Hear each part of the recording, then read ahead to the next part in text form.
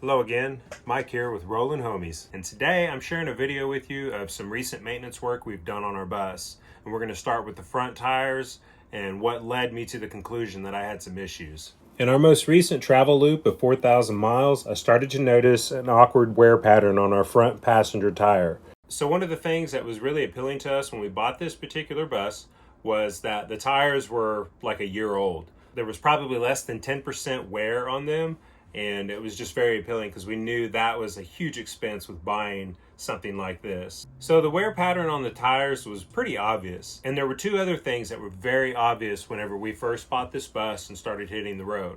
One was that we had a very random rattle, and it was only at low speeds over rough roads. And the other was that we had the kind of wah-wah sound that you get whenever you have a tire that's imbalanced. However, with the sound, there wasn't any irregular shimmying of the steering wheel or shaking of the bus.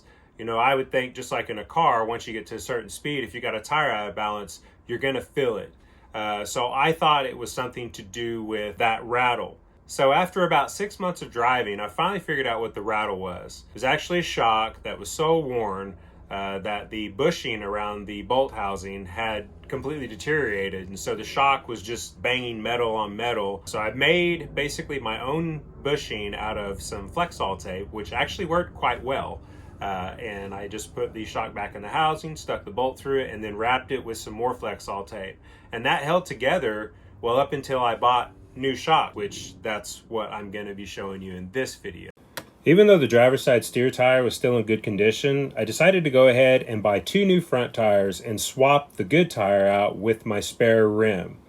And that's whenever we came across what the real issue was with the imbalance. When we dismounted the passenger side wheel and tire off of the bus, and then we separated the tire from the rim, we noticed that one, there weren't any weights on the wheel, and then two, there weren't any balance beads inside the tire. Obviously, there was not any balancing. The weights must have just fallen off. Once we dismounted the driver's side wheel and tire and took the tire off the rim, we saw that there were balance beads inside there. And that's whenever we realized that 1 out of 8 tires did not get balance beads in it whenever they did the tire installation. So I'm just glad it wasn't something more serious like steering components and whatever else you can throw out there in the bus world. So moving forward, we got the new tires on and they look great. While the wheels were off the bus, this was my time to actually make a visual inspection of steering components and a lot of things like tie rods and steering arms. I wanted to look for obvious cracking in the boots and loose tie rod connections, and then also look at the shackles under the front end and any of the bushings associated with those parts. But I just wanted to look for any signs of obvious wear and abuse patterns on any of the steering components. And just a quick side note about your thread pattern. Your driver's sides are going to be left-handed thread, and your passenger side are going to be right-hand thread. So keep that in mind when you go to remove your wheels and tires.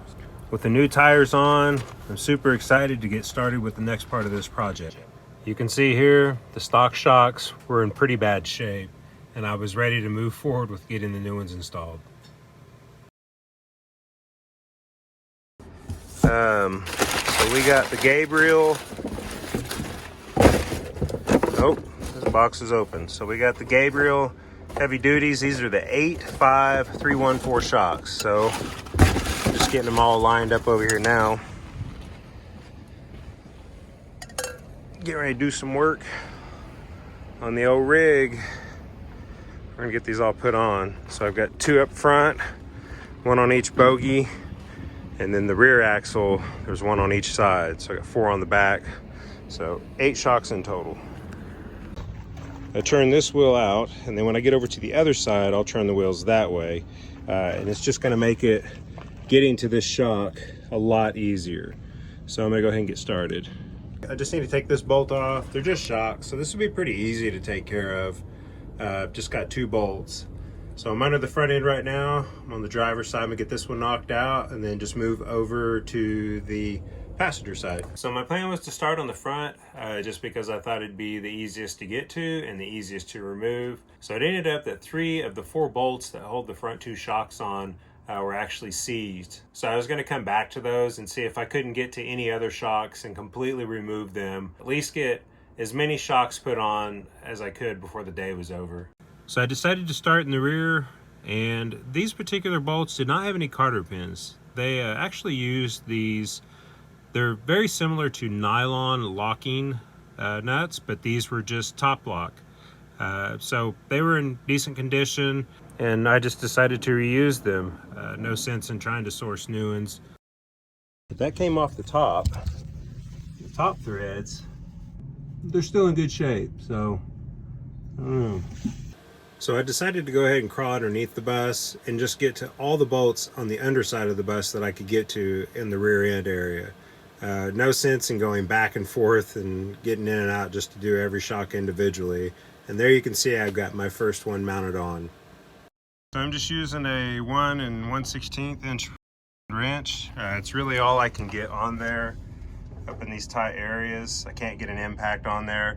I really don't want to get an impact on there because I could strip the threads trying to back the nuts off of those. So I'm just taking my time with this wrench, and I'm getting about a quarter turn, or a quarter turn to the nut every time. So, and then the shocks are still kind of seized on there, so I'm having to pry them off of the mounting bolts. But I'll try and get a shot of that here in just a second. All right, so first big issue, other than the front shock bolt seizing, you can see here there's just not enough space to pull this shock off out of there. So the idea is to remove the bushing out of here and then tilt the shock down and pull it off. I did have to pull out a pry bar also to kind of knock this off of there. So I'm just gonna keep working it and see if I can't pry that out of there. So I didn't loosen this up or mess with it. Basically what I had to do is just pry on it with the pry bar until I rolled it out this way towards the back, and then it just fell and dropped out. So that's probably how I'll come at it with the new shock. And you can see there I hit the threads with my pry bar. So, but luckily it's not on the end, it's in the middle. So, I'll be tightened all the way down when I get to that, thankfully. So I got the top on, I just squeezed it on there and I stuck the bushing in. And now I just got to pull this one down to where it goes. And there we go. So that one's on there. I just need to get the bushing here on this side and the giant washer, and then tighten them both down. I'll officially have one side, well, the rear side, I'll officially have the driver's side axle done, and still have 2 more to do on this side. So I've been going at it for about 2 hours now. This was probably the most difficult spot, getting here, and then I have a bolt on the front driver's tire that is, it's just really on there. So but I'll just put the wrench on it and put another wrench on the end of that wrench and see if I can't get enough torque on it to bust it loose. So I'm gonna keep going at it. But as of right now, there we go. Getting ready to put my 5th one on. So I didn't get any footage of me removing the shocks around the bogey wheels. It's pretty straightforward, and those are probably the easiest to take off. The only difficult thing about it is getting the cotter pin out of the top bolt. Other than that, the best advice I can give you is that always start by mounting the new shock with the top hanger first. That way you can pull the shock down. So I'm using a plumber's soldering torch to get some heat on this bolt. And then next, I'm just going to get the breaker bar on it that I went and bought and see if I can't crack this thing loose. So just a quick update on where I'm at on this. It's the next day. So I've been stuck on the front bolt on this, on my bus, on the front shock mount, and it's the bottom one. The bolt was seized, and I went and bought a torch. So I'll show you everything I've gotten so far. So I went and bought a breaker ratchet, and it's a 1/2 inch, and I figured with the amount of torque I'd be applying, I'd probably break it. And I went and bought an exact fitting 28 millimeter socket for this bolt. Socket fits perfectly. What I had was 1 1/16", and it was just a hair too big, but it was still working on everything.